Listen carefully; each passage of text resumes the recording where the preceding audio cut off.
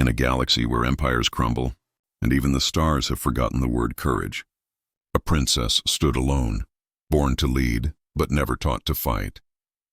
From the ashes of old Earth, one man fell from the sky, scarred, broken, and human. For 100 days, he would train her, break her, rebuild her, teach her what no machine, no legend, no god ever could, to fight not for power, but for people. And when the war ended, the galaxy remembered the day a human trained an alien princess and changed everything. 100 days that changed the galaxy. The Elithar Empire was falling. Once rulers of half the Orion Arm, their palaces now echoed with the hum of failing generators and the ghostly shimmer of collapsing shields. At the heart of it all stood Princess Lysra, heir to a throne that no longer commanded stars, a figure of poise, precision, and controlled fury. Her people had forgotten how to fight. Generations of relying on machines and ceremonial honor guards left them weak, and now the Varn Dominion, brutal insectoid conquerors, tore through their outer colonies like wildfire. Desperate, Lysra's council made a choice that broke every tradition in Elithar history. They summoned a human, a relic of the lost Terran wars. He arrived in silence. A small battered dropship cutting through the clouds over Athien Vale, landing with the grace of someone who'd done this too many times before. When the ramp lowered, Captain Elias Wren stepped out. Scars along his jaw, one arm replaced with dull titanium, and eyes that had seen too many battlefields. "Your Highness," he said, bowing slightly. Lysra studied him, the last living human mercenary, rumored to have trained armies that turned the tides of ancient wars. "You will train me," she said simply. "Not your soldiers," Elias replied. "You," her eyes narrowed. "For how long?" He looked toward the horizon. 100 days. No more, no less. The first week was war. Lysra was fast, elegant, disciplined, but predictable. Her movements were learned from holograms and tradition, not the dirt and blood of real combat. Elias broke her illusions one bruise at a time. He threw her into the dust, made her climb cliffs under alien gravity, and stripped her of her royal composure.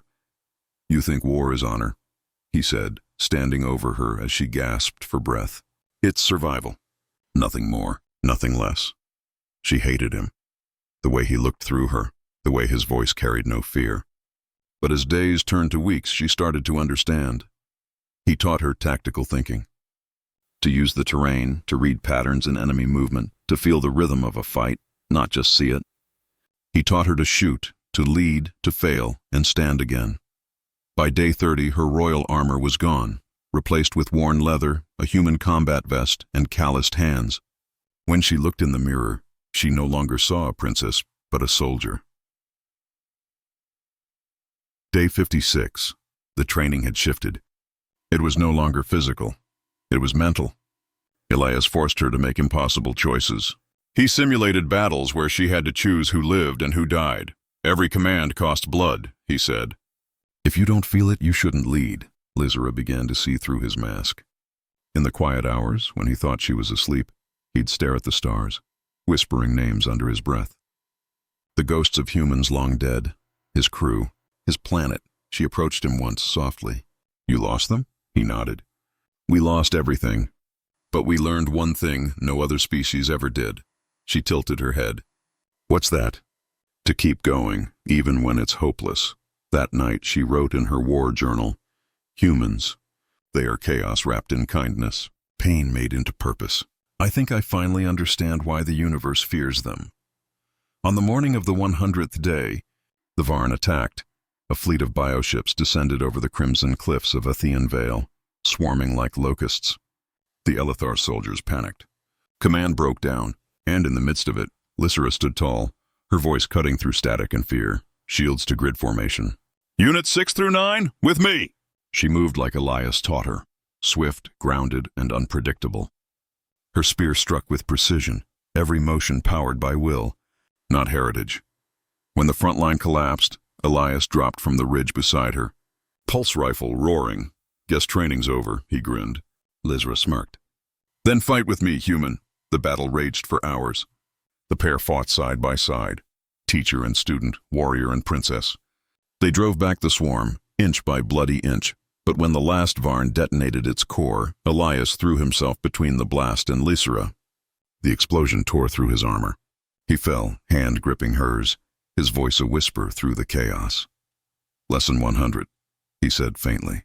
"You lead." "I follow." Weeks later, when the smoke cleared, the Elithar Empire stood united again. At the coronation, the galaxy's news feeds buzzed, images of Princess Lysera standing in human combat gear, spear across her back. Beside her throne, sealed in crystal light, was Elias Wren's insignia, the mark of Earth's forgotten soldiers. When asked about the human, she said, "He taught me how to fight. But more than that, he taught me why." Under her leadership, the Elithar transformed. They rebuilt their fleets not for conquest, but for defense, adopting the spirit of humanity, resilience, empathy, defiance, and somewhere beyond the stars, it was said that an ancient AI recorded the moment, the human who trained a princess, and through her, rekindled an empire's soul. They called it the 100 days that changed the galaxy.